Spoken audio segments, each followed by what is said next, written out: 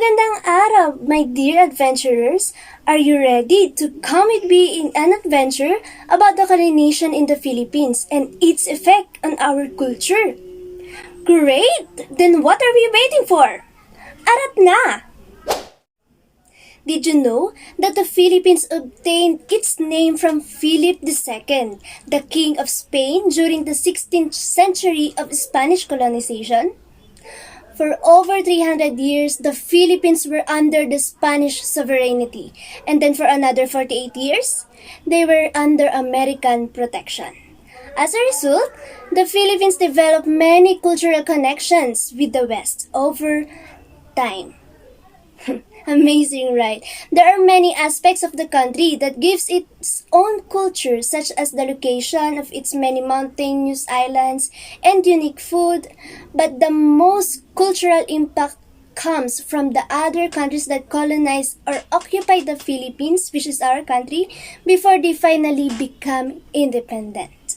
But still, they didn't gain full freedom until the United States granted it to them during the Japanese occupation during World War II, and the Japanese colonization lasted for 4 years. In 1565, Spain became the first country to colonize the Philippines. Because Spain ruled the Philippines for such a long time, they had a huge influence on the current Filipino culture. Religion continues to have the greatest influence.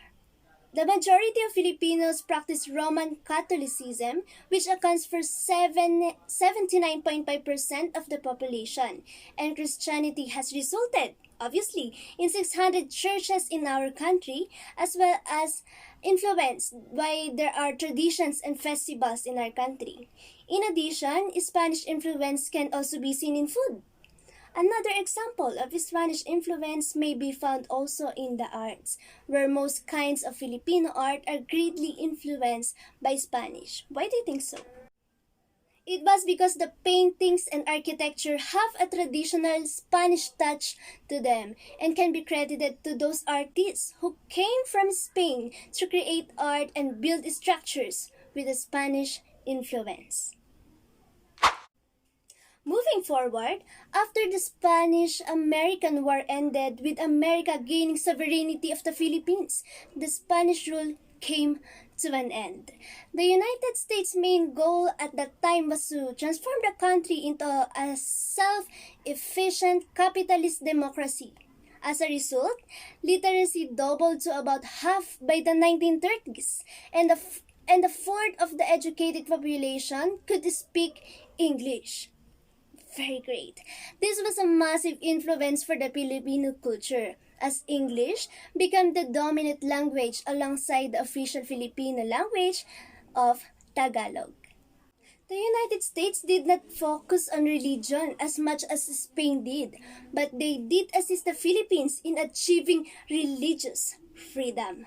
During their reign, they also exerted influence over the Philippines government and educational system.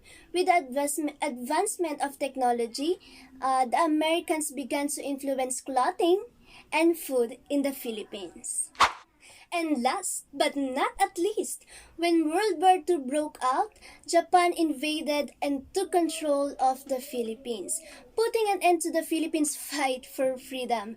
There isn't nearly as much cultural influence that Japanese occupation had on the Philippines as Spain or the United States had.